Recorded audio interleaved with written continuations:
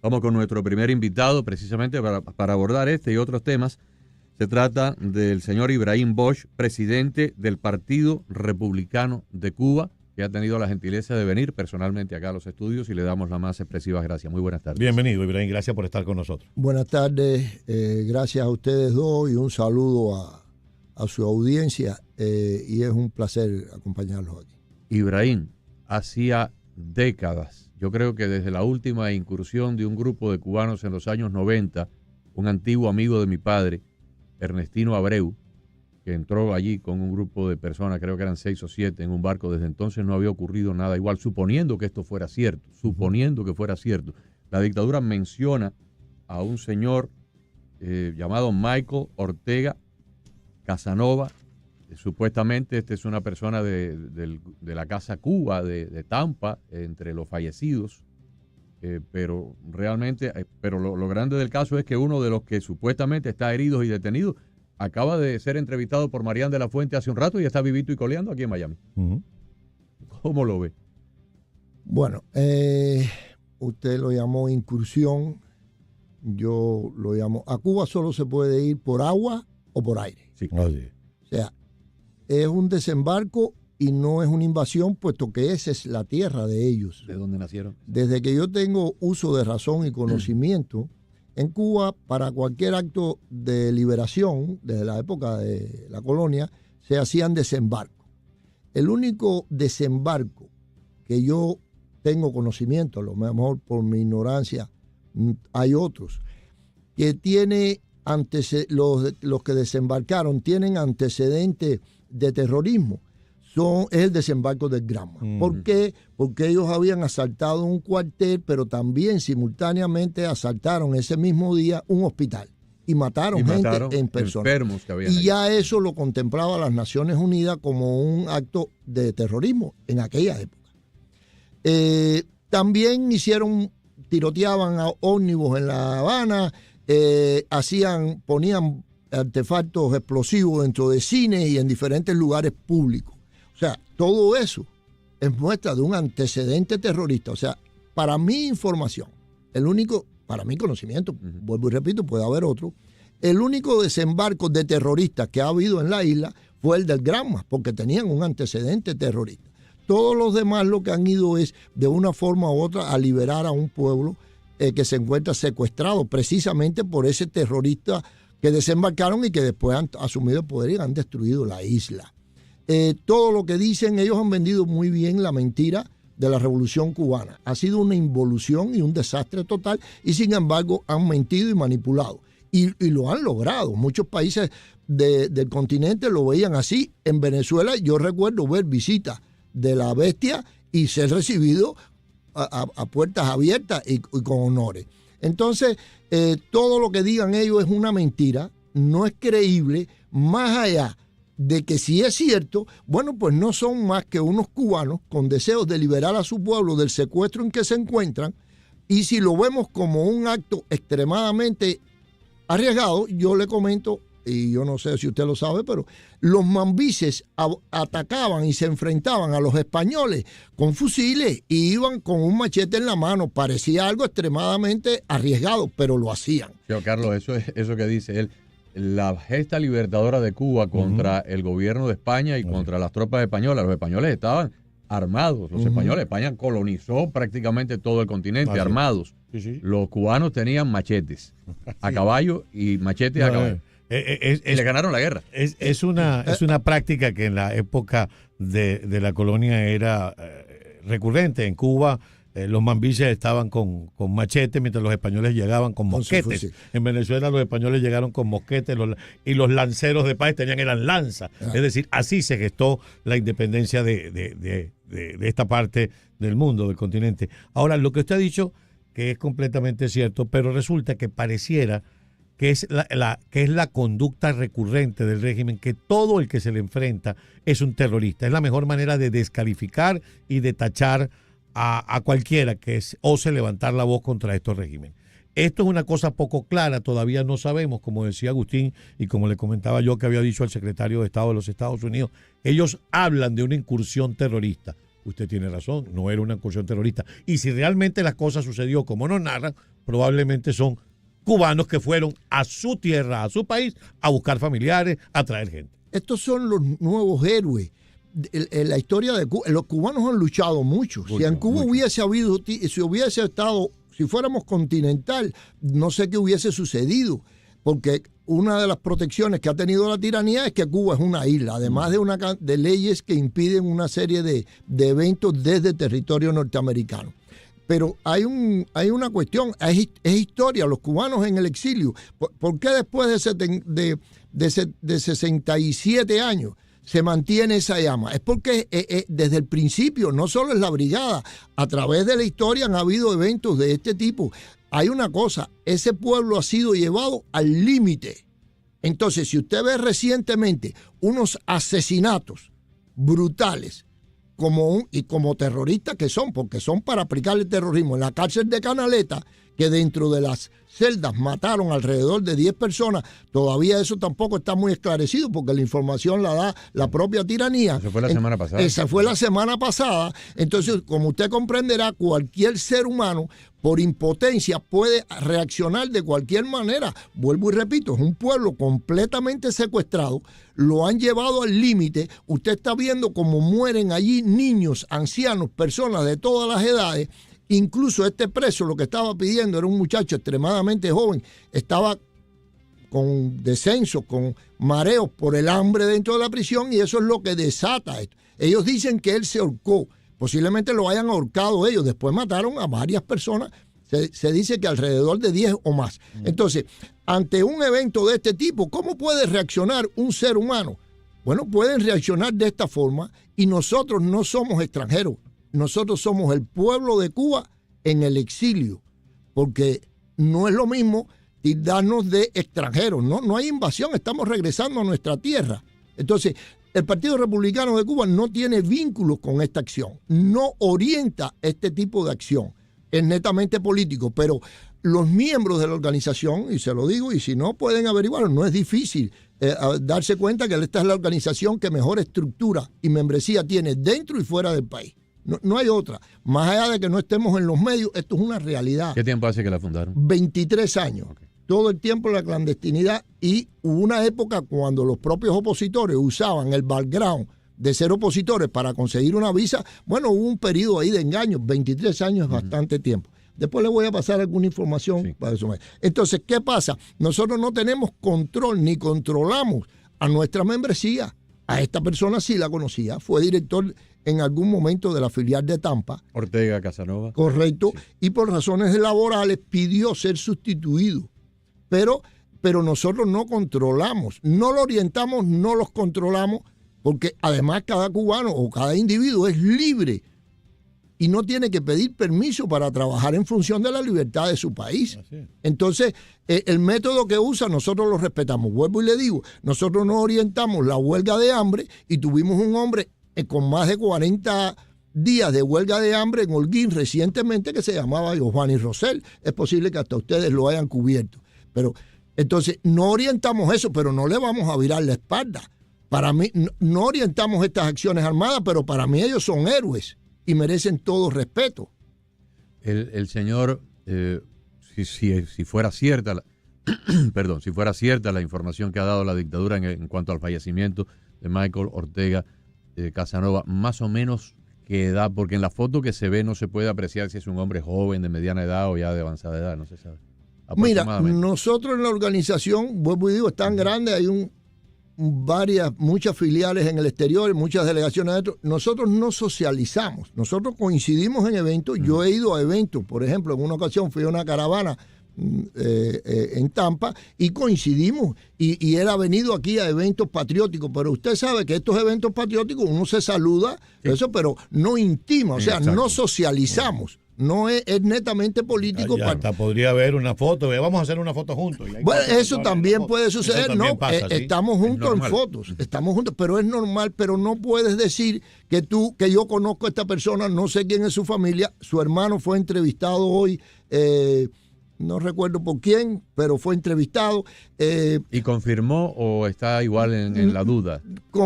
Tiene sus dudas porque no sabía nada. Es igual que, por ejemplo, nosotros, me pregunté y yo te puedo decir, nosotros no sabemos nada con relación. La única información que existe es la de la tiranía. Sí. Desearíamos sinceramente, para bien de su familia y para bien de toda la comunidad, que hubiese un esclarecimiento detallado de lo sucedido. Pero fíjese, ya hay un elemento que pone en cuestionamiento lo que ha dicho la dictadura. Por supuesto. Uno de los 10 individuos que la dictadura lo da como herido y detenido en Cuba acaba de conversar hace un par de horas con Marián de la Fuente y está aquí vivo y sano. Roberto Ascorra con suegra. Correcto, porque por eso es que cualquier cosa que venga de la tiranía no es creíble.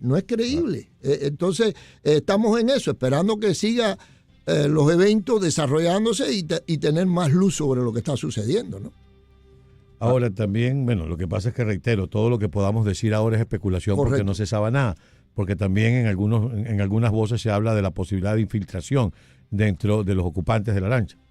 Bueno, yo creo que debe ser bien idiota alguien que vaya en una lanchita como esa y ser el chivato, ¿no? Vamos, como le decimos nosotros, el chivato y ir en la lancha. Pues lo van a ametrallar también. Lo van a ametrallar también. Ahora, ¿qué sucede? Mire, hay una cosa que no se puede pasar por alto. Todo el que te diga en Cuba que tiene un bote y tiene licencia de pescar es chivato del ministerio y trabaja con los guardafronteras. O sea, esto sí no es especulación. Esto es 100% seguro. Todo el que tenga un bote y salga a pescar, o sea, autorizado con una licencia, es chivato e informante de esto. Eso pudieron haberlo visto. Para ellos cualquier bote extranjero o cualquier cosa le puede resultar una lancha rápida o algo atractivo y denunciarlo. Esa es una.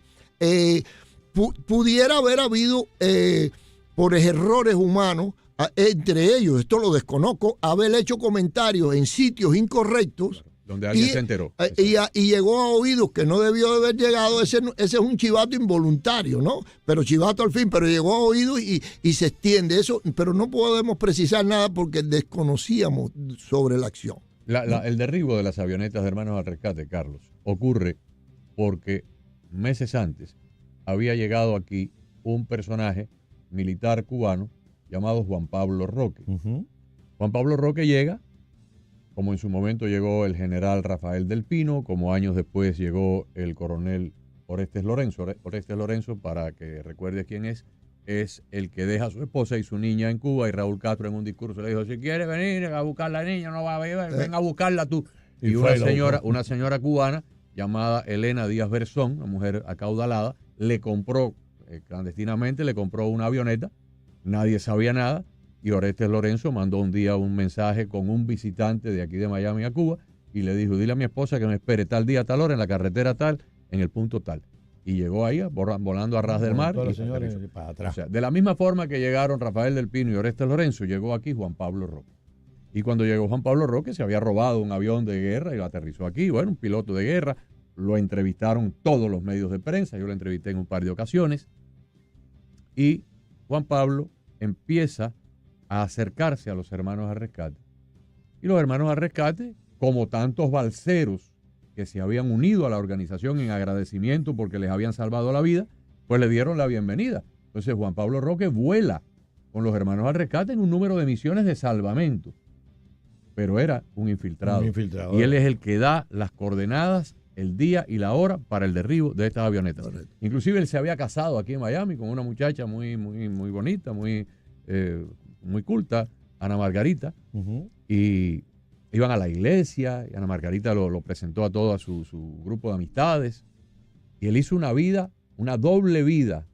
Estaba casado en Cuba con una mujer, y se casó aquí como para dar una figura de estabilidad comunitaria, y de patriotismo aquí de exiliado. Y el día del derribo de las avionetas huyó a Bahamas y de Bahamas regresó a Cuba.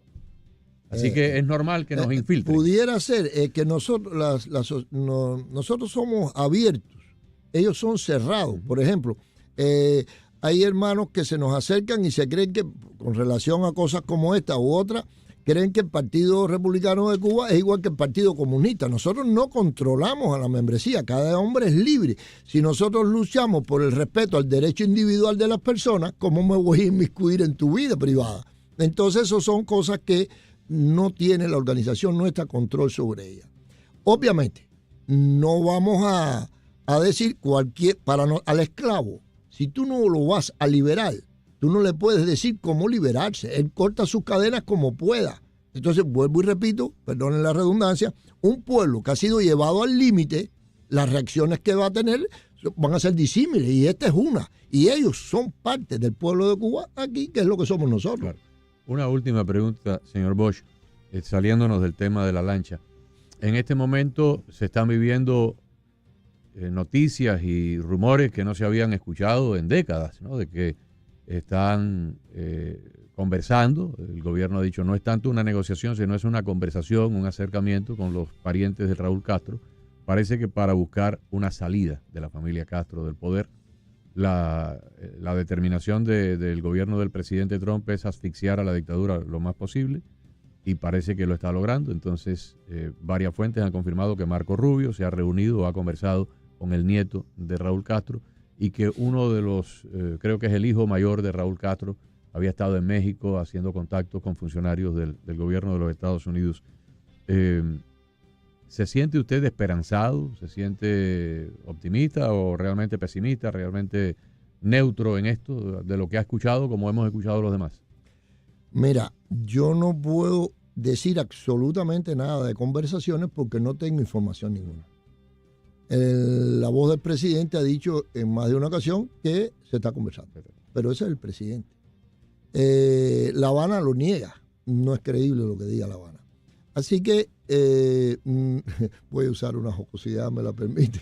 Nunca el presidente me invita a las reuniones del gabinete, entonces no sé absolutamente nada de lo que vaya a decidir. Nosotros tampoco se lo podemos garantizar. Entonces, lo que sí, obviamente, una persona, y aquí todo el exilio y el pueblo está esperanzado porque el dominó se está moviendo. Sí. Ahora, ¿cómo se va a desencadenar la situación? No la sabemos. La situación de nuestro pueblo y de la tiranía castrista no es igual que la de Venezuela. En Venezuela había muchos elementos de poder armado. Sí. Tenemos que él puede ilustrar esto perfectamente, y yo con mi escaso conocimiento, pero Diosdado Cabello era un polo de poder armado. Padrino es un polo de poder armado. Los colectivos que responden a Diosdado, pero tienen su independencia, es un grupo paramilitar. Exacto, tienen su propia jerarquía. Existen campamentos increíbles de guerrillas colombianas allí, pero campamentos, excelentes campamentos. Tienes a las mafias narcotraficantes, o sea, estamos hablando de que es diferente. La tiranía en Cuba es más monolítica. O sea, nosotros pensamos que si hay una decapitación de la tiranía en La Habana, puede haber un vacío de poder. La organización nuestra organización en particular, tiene orientada una serie de cosas que no son secretos de guerra, pero es ocupar ese vacío de poder.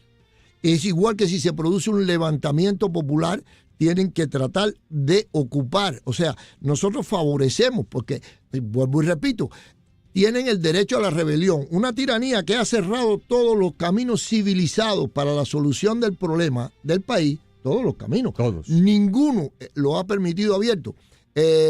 Una administración aquí, la administración de Obama, intentó cambiar las cosas creyéndose cosas y reaccionaron como lo que son. Y Fayá, utilizando la misma constitución del 76, le llevó un documento donde le dice, mire, por la cláusula tal, usted tiene que hacer esto, y los asesinaron. Lo mataron, o sea, todos los caminos civilizados están. ¿Por qué le queda a ese pueblo? La rebelión es lo único, porque tienen derecho a la libertad, porque la libertad es una cosa que la da Dios y no te la debe quitar nadie. Entonces, ante una situación como esta, apoyamos la rebelión del pueblo y les decimos, desde el mismo 12, al día siguiente de comenzar el 11J, nosotros le dijimos a nuestra gente, no se desgasten, vayan a los polos de poder y métanlos presos, porque cuando el pueblo sale, lo que sí estamos claros es lo siguiente: Y eso se ha visto en todas partes del mundo. Cuando los pueblos salen para las calles masivamente, en Venezuela fue traicionado, esa masa humana fue traicionada porque los líderes eran unos traidores. Me perdona que... No está diciendo nada. No, porque y los cansaron, los agotaron, los ametrallaron en las calles y los seguían sacando. Con esa multitud, con esas multitudes con una sola salió Chávez huyendo. Con una sola. Usted ocupa los centros de poder. ¿Qué cosa es un centro de poder? Una alcaldía, se aparecen varios miles de personas a una alcaldía y la alcaldía queda detenido todo el mundo. Eso puede suceder en cualquier tiranía. Recuérdense lo que sucedió en la primavera árabe. Recuérdense lo que sucedió en Egipto con Mubarak. Sí. En Argelia con Ali Saleh. Todo el tiempo. Exacto. Y recientemente creo que ocurrió, ¿dónde fue allá? En el sudeste asiático, en Nepal, uno de estos lugares. Exacto. Enseguida barren porque esas tiranías no son tan fuertes nada. Es un grupo mafioso que tiene secuestrados los pueblos. Sí estamos esperanzados. Estamos dispuestos a trabajar en el futuro. Creemos que el exilio y las organizaciones al menos más estructuradas, con posibilidades de apoyar en la transición, el exilio debe ser tenido en cuenta porque usted lo sabe, muchos años de lucha, pero solo sabemos cómo lo va a hacer. Yo creo que los únicos que lo sabrían a la última hora sería Marco Rubio y el presidente, porque realmente sabemos que el Congreso le filtra información a la administración, se la filtra. La administración actual no puede tener confianza en el Congreso, porque le filtran la información. Entonces, claro que lo que vaya a hacer lo va a hacer a espaldas del Congreso. Incluso sabemos que filtran la información hasta agencias de inteligencia de aquí de los estados, le filtra información a la administración. Y creo que la administración, para cualquier acción de este tipo, como la extracción en Venezuela, va a ser extremadamente sigilosa y cuidadosa para que la acción tenga éxito. Exactamente. Eso creemos, eso esperamos, y Dios permita que cambien las cosas. Nuestro pueblo se lo merece, muchos años de lucha, y si es cierto o no la versión que está sucediendo con esta lancha, tenemos que verlo como unos héroes en caso de que hayan ido con el objetivo de desembarcar y tratar de participar en una lucha contra la tiranía. Van a luchar contra los secuestradores del pueblo, contra la verdadera mafia. Eso no lo podemos nunca, no podemos perder ese rumbo. No podemos perder ese rumbo. Esta gente se robaron un país. Se robaron en la historia de la humanidad. Desde los sumerios para acá, no ha habido una sola familia que se haya podido robar todas las propiedades de un país. Todas. Se las robaron todas de un plumazo. Produjeron en una isla de poca población, 6, 7 millones de personas, empezaron a provocar el exilio masivo de cientos de miles de personas, primero, y de millones después. En la historia de la humanidad, desde los sumerios para acá, no se ha dado el caso donde se han metido 20,000 personas en una embajada a pedir asilo político cuando la guardia, le quitaron la guardia en la verja de la embajada. Eso no ha ocurrido jamás. Jamás. Lo de Cuba no tiene paralelo. Y yo creo que lo que él dice es muy cierto y no lo podemos nunca nosotros dejar de tener como un punto de referencia. Cualquier acción que sea es una acción legítima porque es el trabajo de un oncólogo que lo que trata es de sacar el tumor canceroso de adentro del cuerpo. O lo hace por la vía de la cirugía o de la radioterapia o por la vía de la amputación, lo que sea, pero no queda otro remedio, porque si no el organismo se muere. Ya Cuba está media muerta y hay que tratar de evitar que llegue a la muerte total. No, es que está secuestrada. Usan a la población, tienen secuestrada a toda la nación. Vendieron la mentira, se la creyeron, pero lo que han tenido siempre es secuestrar a toda la nación. Tenemos, me perdonan si quieren. No, tranquilo. Por ejemplo, mire qué récord bochornosos tenemos. Tenemos el número más alto de jóvenes en suicidio. ¿Sabía usted eso? Bien. Tenemos el presidio político femenino más largo y numeroso. O sea, nunca en ningún lugar ha habido mujeres presas durante tantos años y un grupo tan grande. O sea, fíjate que es una vergüenza. Una vergüenza para un país pequeño. Es una vergüenza. Si usted mira el mapa, puede buscarlo en Google, las prisiones de Cuba es así, lleno. Es increíble la población penal que hay en Cuba. Entonces, es tremendo, los veo como los nuevos héroes. Estos son los nuevos héroes, desde Agapito el Guapo Rivera. Usted conoce a Tondique, el capitán Tondique, murió quemado dentro de un campo de caña, le dieron candela al campo de caña, no salió, no se entregó, estuvo luchando hasta el final. Entonces eso puede lucir, no quiero emplear la palabra, yo veo eso como actos heroicos, actos de extrema valentía. Entonces, no me gusta cuando dicen que son unos locos. No, locos no. 300 espartanos se batieron con el imperio persa, con el ejército más numeroso, y entonces pudo verse. No, son actos heroicos que hacen los seres humanos en defensa de sus naciones y sus pueblos. El joven, lo que hizo el piloto, que fue ahora cuando fueron a secuestrar, a capturar, a extraer a Maduro de allí, usted vio lo que hizo, sufrió heridas, resistió. Entonces, ves esas cosas y son actos de valentía, más allá de que uno o el otro esté dispuesto a hacerlo o no. Claro. Señor Ibrahim Bosch, muchísimas gracias por su visita acá en los estudios. Hoy, después de la pandemia, pues este asunto de la videoconferencia se popularizó y cuando viene alguien en persona acá, pues nosotros nos alegramos muchísimo, le agradecemos profundamente el tiempo que se dedica, volveremos a conversar pronto y ojalá que pronto podamos celebrar juntos la libertad de Cuba. Dios permita, hay mucha gente esperando, esperando, el pueblo está muy ansioso. Yo estoy muy optimista, le digo todos los días a Agustín que creo que nos vamos a tomar un mojito en La Habana. Y nuestro pueblo se lo merece. Se ha luchado mucho. Absolutamente. Mucho. Muchísimas gracias. Gracias a usted. Y vine porque es mejor así, es mucho más agradable. Muchísimas gracias.